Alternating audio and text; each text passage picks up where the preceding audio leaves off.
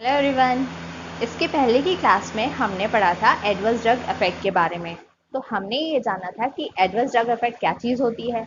हम क्या करते हैं, अपनी बॉडी में ड्रग को लेते हैं और सोचते हैं कि हमें इससे फ़ायदा होगा, पर हमें क्या होता है कि फ़ायदा तो होता है पर कुछ एक्स्ट्रा नुकसान भी हो जाते हैं। और हमने ये बताया था कि ये जो नुकसान हो रहे हैं कि हम अनवांटेड है, ये सारी चीज़ें अनवांटेड है, हम तो नहीं चाह रहे हैं। और हमने बताया था कि कई सारे स्टेप्स होते हैं। हो सकता है कि आपको एडवर्स ड्रग इफेक्ट जो है माइनर हुआ हो, या हो सकता है आपको मेजर हुआ हो, और कभी हो सकता है कि लीथल भी हो, मतलब हो सकता है कि उससे आपकी डेथ भी हो सकती है। तो ये बहुत ज़्यादा खतरनाक होता है, तो हमें इसलिए ये जानना बहुत ही ज़्यादा ज़रूरी हो जाता है कि ये चीज़ है क्या, एडवर्स ड्रग इफेक्ट है क्या। तो इसमें हमने कुछ थोड़े बहुत टर्म्स के बारे में जाने थे, आज उसी सीरीज़ को हम कंटिन्यू करने जा रहे हैं। तो उसी सीरीज़ में आज हमारा जो सबसे पहला टर्म आता है वो है iatrogenic डिजीज। iatrogenic डिजीज क्या चीज होती है? ड्रग इंड्यूस्ड डिजीज भी हम इसे कह सकते हैं। एक दूसरा टर्म भी है इसके लिए, क्या है? iatroz, है ना, इसके टर्म में जुड़ा हुआ iatrogenic, iatroz। iatroz जो है वो एक ग्रीक वर्ड से लिया गया है जिसका मतलब होता है फिजिशियन। फिजिशियन क्या होता है? डॉक्टर होता है। तो मतलब कोई एक ऐसी डिजीज जो कैसे हुई हो, डॉक्टर के कारण हुई हो। अब यहाँ पे बात ये नहीं हो रही कि डॉक्टर ने हमें बीमारी दे दी, ऐसा नहीं है। डॉक्टर ने दवा दे दी है, दवा हमने ले ली है, अब उस दवा से हमें कोई प्रॉब्लम हो जा रही है, तो वही होती है हमारी क्या, iatrogenic। जैसे कि डॉक्टर ने हमें दिया सैलिसिलेट और कॉर्टिकोस्टेरॉइड, दोनों अलग अलग मेडिसिन है, ठीक है। अब ये जो आता है हमारा क्या, सैलिसिलेट। सैलिसिलेट क्या करता है, जैसे कि हमें क्या है, फीवर हो गया है या पेन हो रहा है या बॉडी में कहीं भी इन्फ्लामेशन है, तो हमने क्या किया, सैलिसिलेट ले लिया। दूसरी चीज होती है कॉर्टिकोस्टेरॉइड। कॉर्टिकोस्टेरॉइड भी इसी काम में आती है कि अगर बॉडी में कहीं इन्फ्लामेशन है तो उसको रिड्यूस करने का काम ये करता है। ये काम तो हो गया, इसने पेन सही कर दिया, फीवर सही कर दिया, इन्फ्लामेशन सही कर दिया। पर क्या होता है कि इसको खाने से पैप्टिक अल्सर भी कुछ लोगों में हो जाता है। पैप्टिक अल्सर क्या चीज होती है? जैसे कि हमारा क्या होता है, जैसे क्या है, इसोफेगस है, स्टमक है, स्मॉल इंटेस्टाइन है, तो इन सब में क्या होगा, सोर हो जाएगा। सोर क्या चीज होती है? घाव होता है। तो वहां पे जाकर के घाव हो जाएगा, तो उसी को बोलते हैं पैप्टिक अल्सर। हमने लिया था फायदे के लिए, पर ये क्या हो गया, हमें नुकसान हो गया। नेक्स्ट आता है हमारा फिनोथायाजीन। फिनोथाइजिन क्या होता है? जब क्या होता है, हम बहुत ज़्यादा मेंटल डिस्ट्रेस में होते हैं या इमोशनल कोई ट्रॉमा हो जाता है, तो क्या करते हैं लोग, ये वाली दवा लेना स्टार्ट कर देते हैं। तब तो ये इनका मेंटल स्ट्रेस जो है वो सब वगैरह तो कम हो जाता है इससे, फिनोथाइजिन से। पर इससे क्या होता है, पार्किंसनिज्म हो जाता है। पार्किंसन डिजीज क्या चीज़ होती है? हमारा सारा एक्टिविटी किससे होता है, सीएनएस से ही होता है ना। तो ये डायरेक्ट कहाँ पे अफेक्ट करता है, सीएनएस पे। अब ये सीएनएस पे अफेक्ट करेगा तो सीएनएस से ही हमारी सारी मोटर एक्टिविटीज होती है ना। क्या होता है, हमारा ब्रेन होता है, स्पाइनल कॉर्ड होता है, स्पाइनल कॉर्ड से बहुत सारी नर्व्स निकलती हैं जो कि पूरे बॉडी में ट्रैवल कर रही होती हैं। तो कोई भी काम अगर हमें करना होता है तो ब्रेन ही सारा इन्फॉर्मेशन भेजता है और उसी के अकॉर्डिंग सारा चीज काम हो जाता है। तो यही होता है पार्किंसन डिजीज में, कि जो सीएनएस है वहां से इंफॉर्मेशन नहीं जा पाती है पूरे बॉडी में, तो बॉडी का मूवमेंट नहीं हो पाता है। तो वो पार्ट ही हमारा जो है एक तरह से मूव करना बंद कर देता है। तो वही है हमारा क्या, पार्किंसन डिजीज। नेक्स्ट क्या चीज होती है, आइसोनियाजिड। आइसोनियाजिड लेने से क्या होता है कि अगर किसी को निमोनिया हो गया तो आइसोनियाजिड दे देते हैं। पर आइसोनियाजिड दे दिए, पर उससे क्या होगा, उसको दूसरी बीमारी हो जाएगी, हेपेटाइटिस हो जाएगी।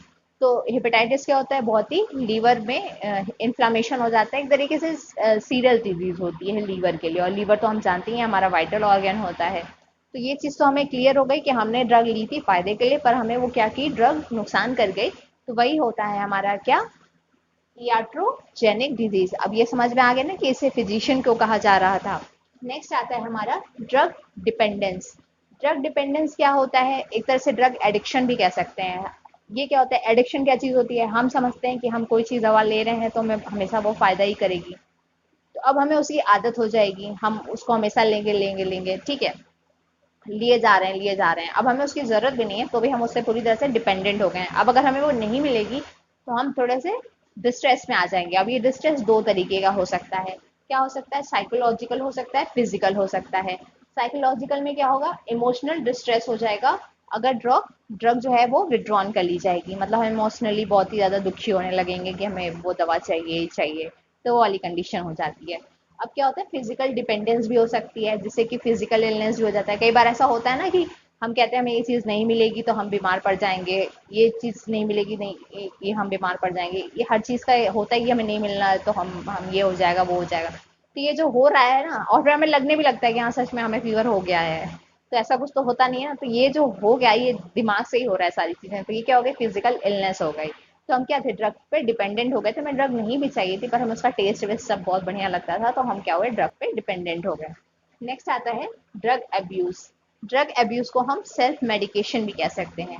कई लोगों को आदत होती है ना कि कोई भी बीमारी होती है तो समझते हैं कि डॉक्टर की जरूरत नहीं है, हमें पता तो है, यही दवा तो मैंने पिछली बार ले रखी थी, या उस इंसान ने ये दवा ले रखी थी तो हम भी वही दवा ले सकते हैं। तो ये जो हमने सोच रखा है कि हमें डॉक्टर की जरूरत नहीं है, हम अपने से ही अपना ट्रीटमेंट कर सकते हैं, तो यही होता है ड्रग अब्यूज। ठीक है, तो इससे भी बहुत सारी डिजीज कॉज हो सकती है। हो सकता है कि आपने ये दवा खाई थी पहले और आप ठीक हो गए, पर ऐसा ये भी हो सकता है कि अब आपकी बॉडी में कुछ जेनेटिक चेंज आ गया हो और वही दवा आपको खाने से नुकसान भी कर सकती है, और आपने डॉक्टर से पूछा तक नहीं है। तो यही होता है हमारा क्या, ड्रग अब्यूज। अब हम समझते हैं कुछ और इम्पोर्टेंट वर्ड्स के बारे में, और इसी के साथ नेक्स्ट हमारा आता है कार्सिनोजेनेसिटी। कार्सिनोजेनेसिटी क्या चीज होती है, वो सारी ड्रग्स जो क्या करती हैं, कैंसर कॉज कर सकती हैं, उन्हें बोलते हैं कार्सिनोजेनेसिटी। पहली चीज हम जान जाते हैं कि कोई भी चीज जो क्या करती है, कैंसर कॉज करती है, उन्हें हम उन सारे एजेंट्स को बोलते हैं कार्सिनोजेंस, और उनकी पूरी जो एक्टिविटी होगी उसको हम बोलेंगे कार्सिनोजेनेसिटी। ठीक है, नेक्स्ट आता है म्यूटाजेनेसिटी। म्यूटाजेनेसिटी क्या होता है, कुछ ड्रग जो होते हैं म्यूटाजेंस की तरह काम करने लगते हैं, जो आपके डायरेक्ट कहाँ पे अफेक्ट करेंगे, जीन पे अफेक्ट करेंगे, और आपके जीन में कोई भी डिफेक्ट कॉज कर देते हैं। ठीक है, इसकी डेफिनेशन में पढ़ते हैं, capacity of drug to cause genetic defect. अब क्या है, आपको आपने दवा ली थी फायदे के लिए, पर इसने आपको क्या किया, जीन्स में डिफेक्ट कर दिया। अब जीन्स क्या चीज होती है, हमारी पूरी बॉडी किसके बनी है, सेल से बनी है। सेल में क्या पाया जाता है, डीएनए। डीएनए में क्या है, जीन्स है। वही जीन्स रिस्पॉन्सिबल होता है, जो भी कैरेक्टर होते हैं पेरेंट्स में, वही कैरेक्टर बेबी में करने के लिए। तो अगर मदर वो ले रही है, वाली दवा ले रही है, तो क्या होगा कि डिफेक्ट हो जाएगा बेबी में। ठीक, तो एक जनरेशन से दूसरे जनरेशन में जो इन्फॉर्मेशन आती थी, जो कैरेक्टर ट्रांसफर होते थे, वो नहीं हो पाएंगे। तो जब कभी कुछ ऐसा डिफेक्ट होता है, जीन्स में ही चेंज आ गया, जीन्स में कोई प्रॉब्लम आ गई, तो वो होती है हमारी क्या, म्यूटाजेनेसिटी। नेक्स्ट एक टर्म आता है टेराटोजेनेसिटी। टेराटोजेनेसिटी क्या चीज होती है, capacity of drug to cause foetal abnormalities. अब कुछ ड्रग्स ऐसी भी होती हैं जो ले तो आप रहे हैं, पर वो अफेक्ट कहाँ करेगी, आपके फीटस पे अफेक्ट करेगी। फीटस यानी बेबी। ठीक है, तो फीटस पे अफेक्ट करती है। तो कुछ ऐसी भी ड्रग होती है, हम जानते हैं वन बाय वन उनके बारे में। पहली होती है थैलिडोमाइड। थैलिडोमाइड अब नहीं ली जाती है, 1950 1960 में ली जाती थी।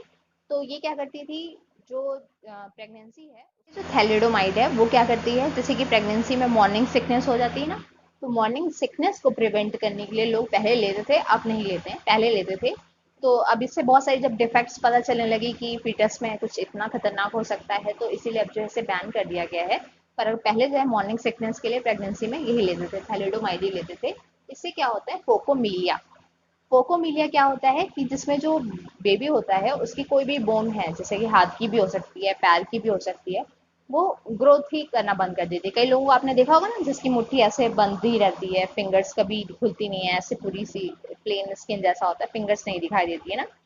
तो वो क्या होता है, या फिर उनके बहुत छोटे से हैंड होते हैं, जैसे यहीं पे ही उनका क्या होगा, वो छोटे छोटे हाथ होंगे ना, ऐसा कहीं आपने देखा होगा बच्चों को। तो वो जो डिजीज होती है वो होती है फोकोमिलिया। और किस ड्रग के वजह से हो रही है, वो हमारी थैलिडोमाइड के वजह से। नेक्स्ट आता है टेट्रासाइक्लिन। टेट्रासाइक्लिन जो होता है वो किस में देते हैं, निमोनिया में देते हैं। और हमने ले लिया, मान लीजिए मदर है, उसने ले लिया टेट्रासाइक्लिन, अब उससे क्या होगा, डिसकलर्ड येलो टीथ हो जाएगा और रिटार्डेड बोन ग्रोथ। जो बच्चा है उसका क्या होगा, दांत पीले पीले हो जाएंगे और दांत टेढ़े मेढ़े हो जाएंगे, और इवन जो उनका जो बोन है उसकी भी ठीक से ग्रोथ नहीं हो पाएगी। तो ये बहुत ही, जब लेना है तो डॉक्टर के वो प्रिस्क्रिप्शन से ही लेना होगा। डॉक्टर कहेगा लेना है तो उसके साथ में कुछ और भी दवा देगा जिससे कि ये इफेक्ट आपके बेबी में ना पहुंचे। नेक्स्ट आता है वॉरफेरिन। वॉरफेरिन किस काम में आता है, कई बार सुना होगा ना कि इनके ब्रेन में क्लॉट हो गया है, इनका इधर हाथ में ब्लड क्लॉट हो गया है। तो ब्लड की क्लॉटिंग हो जाती है ना कहीं पे, तो क्या होता है, ब्लड का फ्लो नहीं हो पाता पूरी बॉडी में। हम तो जानते हैं कि पूरे बॉडी में ब्लड का फ्लो होना कितना ज्यादा जरूरी होता है ना। तो अब इसीलिए वॉरफेरिन लिया जाता है कि अगर कहीं पे ब्लड की क्लॉटिंग हो गई है तो उसको हटाने के लिए वॉरफेरिन लेते हैं। तो इसने वॉरफेरिन ले ली, तो इससे क्या हो सकता है, सॉकेट लाइक नोज या आईज हो सकती है। सॉकेट लाइक नोज देखा होगा कभी कभी आपने किसी को, कि क्या होता है, जैसे कई लोगों की नाक ऐसे होती है ना, ऐसे पतली सी होकर के ऐसे जाती है, हम लोगों की तो ऐसी है ना, पर कई लोगों की ऐसी भी होती है, थोड़ी सी फैली हुई होती है। तो ये जो सॉकेट लाइक नोज होती है, आंख एकदम ऐसे पतली सी ऐसे ऐसे जाती है ना, ऐसा देखा होगा, नहीं देखा होगा तो ट्राई करना, गूगल वगैरह सर्च कर लेना। तो सॉकेट लाइक नोज और आईज हो जाती है कैसे, वार्फेरिन लेने से। नेक्स्ट आता है हमारा एंडोमेथासिन, और एस्प्रिन भी बोल सकते हैं। एंडोमेथासिन और एस्प्रिन जो होता है वो फीवर को रिड्यूस करने के लिए होता है, ठीक है। लेकिन इससे क्या हो सकता है, डक्टस आर्टीरियोसस भी हो सकता है। डक्टस आर्टीरियोसस क्या चीज होती है, कि जो हमारा हार्ट होता है ना, हमारा नहीं, फीटस का, तो फीटस का जो भी हार्ट होता है उसका क्या होता है, डेवलपमेंट नहीं हो पाता है, डेवलपमेंट ही रुक जाता है। हम जानते हैं कि हार्ट कितना ज्यादा इंपॉर्टेंट ऑर्गन है ना हमारी बॉडी का। तो यहाँ पे क्या होता है, हार्ट ही डेवलप नहीं हो पाता। और नेक्स्ट हमारा आता है स्टिल बेस्ट्रॉल। स्टिल बेस्ट्रॉल में क्या होता है कि आपने कई बार सुना होगा कि मिसकैरेज हो जाता है कई बार किसी भी लेडीज का। तो मिसकैरेज जब हो जाता है तो प्रेगनेंसी को मेंटेन करने के लिए ही ये दवा ली जाती है। पर स्टिल बेस्ट्रॉल लेने से क्या होता है कि वेजाइनल कार्सिनोमा हो सकता है टीनेज फीमेल में, मतलब कैंसर भी हो सकता है। तो आज हमने कुछ बहुत ही इंपॉर्टेंट वर्ड्स के बारे में जाना है जो कि एग्जाम में कई बार आते रहते हैं, और ऐसे वर्ड्स हैं जो जल्दी याद भी नहीं होते। तो आप इस वीडियो को दोबारा से देख लीजिएगा ताकि आपको अच्छे से समझ में आ जाए। मिलते हैं नए दिन एक नए टॉपिक के साथ, तब तक के लिए बाय बाय।